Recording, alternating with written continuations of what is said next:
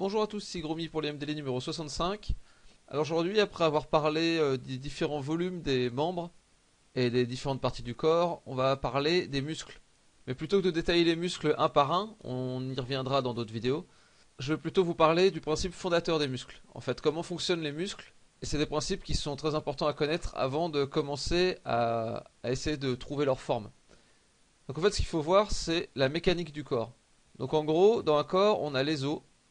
Je vais vous montrer une articulation. En fait, les muscles sont là pour actionner des articulations qui sont faites par les os. Donc par exemple, une articulation simple, vous pouvez imaginer que ça c'est un bras avec le coude qui forme l'articulation.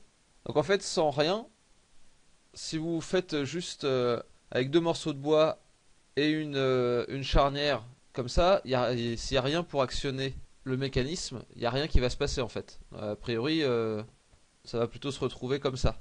Bon déjà, pour un bras, c'est pas possible de se retourner derrière le coude. Ça, c'est l'ossature qui fait ça. Cette partie de l'os va un peu plus loin et bloque le bras quand il est tendu, c'est-à-dire à 180 degrés. Mais au-dessus de ça, il va y avoir des muscles. En fait, les muscles, c'est de la chair, de la viande. Vous savez que ce qu'on mange dans les animaux, c'est les muscles.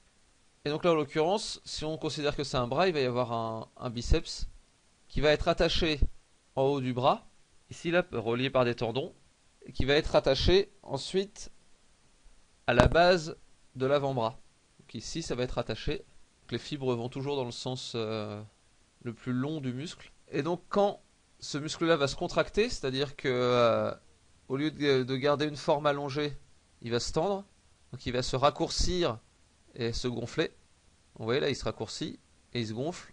Et bien, il va tirer à cet endroit du bras, ce qui va le faire monter. Donc ça agit conjointement avec des muscles de l'avant-bras, puisque juste comme ça, la force serait pas assez grande en fait pour soulever l'avant-bras.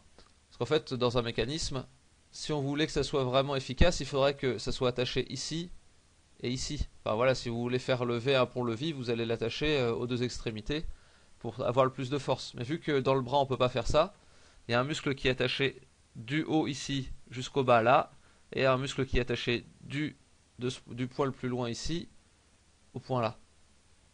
Donc comme ça, la conjonction des deux forces fait que ça monte. Donc ça c'est pour le bras, mais ça fonctionne pour pas mal de choses. C'est la même chose dans le mollet. Et globalement, ça c'est le concept fondateur de tous les muscles. Il n'y a aucun muscle qui ne sert pas à faire bouger une partie du corps.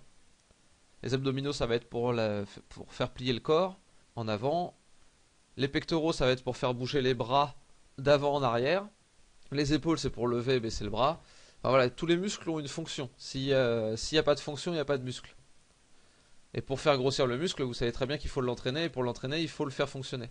Donc le cas de l'épaule, c'est un petit peu différent. Donc là, il faut considérer qu'il y a un torse derrière. L'épaule, c'est un muscle qui est attaché ici, vraiment tout en haut du torse, et qui passe par-dessus, et qui va faire un mouvement de levier. C'est plus ce concept-là.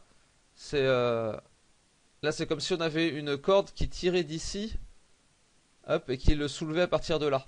Vous voyez, donc ça se soulève dans ce sens-là, quand ici ça se contracte. Donc là, ça c'est les principes fondateurs des muscles, et je pense qu'il faut tout le temps s'en souvenir, parce que je vais revenir par la suite à les détailler un par un. Il faut toujours que vous compreniez la fonction mécanique. Enfin, déjà en ayant une approche globale du fonctionnement du corps, vous allez plus facilement vous rappeler où vont être les muscles et pourquoi ils sont là. Et aussi, ça veut dire que quand vous allez faire un personnage en action, un personnage musclé en action, vous allez pouvoir déterminer si ces muscles se contractent ou se détendent. Ce qui peut donner plus de réalisme à votre dessin. Donc voilà, j'espère que cette vidéo vous aura été utile. Elle va poser la base de plusieurs autres vidéos. Donc je vous souhaite un bon week-end. Je vous dis à lundi pour une nouvelle vidéo. Et décidez bien. Allez, salut!